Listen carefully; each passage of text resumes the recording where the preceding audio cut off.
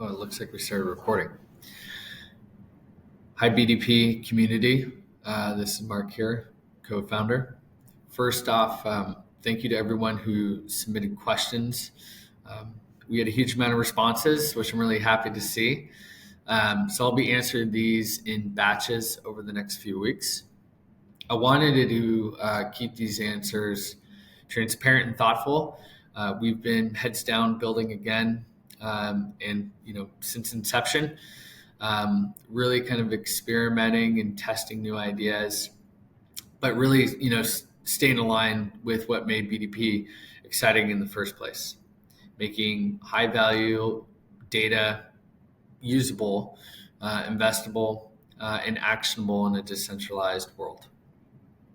So let's look at some of these questions. The first one here: what have you learned so far about trading of tokenized data? What are the barriers to uptake, and how do you think they will be able to be overcome? The big lesson, most funds don't want to buy tokens to access data, especially if it's a really volatile token. And I've been selling data sets to funds for a really long time, there's really no clear KPIs on data ROI. And I think that creates a lot of friction, especially in negotiations. And, the willingness to provide high valuable, expensive data sets on a decentralized marketplace. So we're adapting. What we saw, I think, both in our own marketplace and others like Ocean Protocol, people were primarily trading the tokens, but not actually, accessing the data itself. The specific kind of mechanics often overshadowed the original utility. And so I think to fix that, we're focusing on the usability side. We still believe that the future, is in a decentralized world, but I think also too, we need to make it a little bit Web2 friendly. So think of, flexible payment options, maybe utilizing stable coins, keeping, the automated, pricing discovery feature, but also having improved privacy. I think overall the marketplace needs to feel easy, safe, and familiar. Then institutions will come. Next question: are you planning to create or sell any country-specific data sets? Yes, we already are. One of our institutional clients is Trueflation. They requested pricing data for a certain subset of countries for CPG goods, and we built it. We believe these kind of granular, real-world applications and data sets are what make BDP valuable in the long term. Especially when it's paired with some of our upcoming AI tools. Next question: can you give us any teasers for what to expect over the coming months? I knew this question was going to come. So you've all seen kind of our recent social media posts. So we're launching an AI agent powered by private data sets.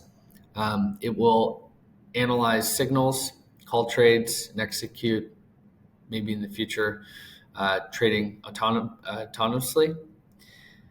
Think of it as kind of an alpha as a service. We've avoided the trap of overhyping. There's no vaporware here.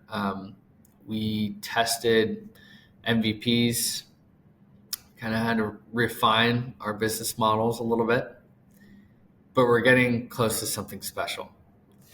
And you'll start seeing that in action very soon. Next question: some think BDP is dormant or dead. No surprise. How do you respond? We hear that, and honestly, we understand. But here's the truth. We've been heads down building. I think I've seen a lot of projects in this space. A lot of them are scams. Most of them, spend 98% of their funds or towards marketing or efforts towards marketing. We're the inverse of that. We focus a lot of that on R&D. We didn't overpromise. We didn't take any external VC money.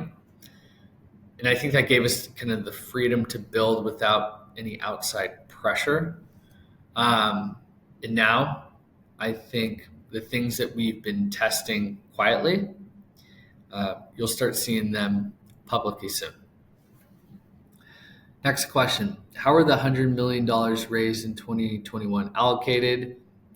Is there a public audit or breakdown? I think there's some confusion here. We never raised $100 million. The protocol itself hit $6 billion in TVL in 2 weeks, but we never brought in that kind of capital. And frankly, I'm glad we didn't. Raise from VCs gave us some breathing room. There was no fundraising theatrics. We were just focused on independent building. Next question is, what's the current relationship between Riverside Blockchain and BDP? And are they still strategic partners? Yes, they are. So Riverside is a liquid token hedge fund that actually we co-founded. It's based in New York and Connecticut. Peter and I are the GPs. It's a separate entity, but we're very much aligned. I think over the next 3 to 6 months, I think the strategies of Riverside, the tech that we're building within BDP and side by side with BDP, it will all intersect in a really powerful way. And that's by design.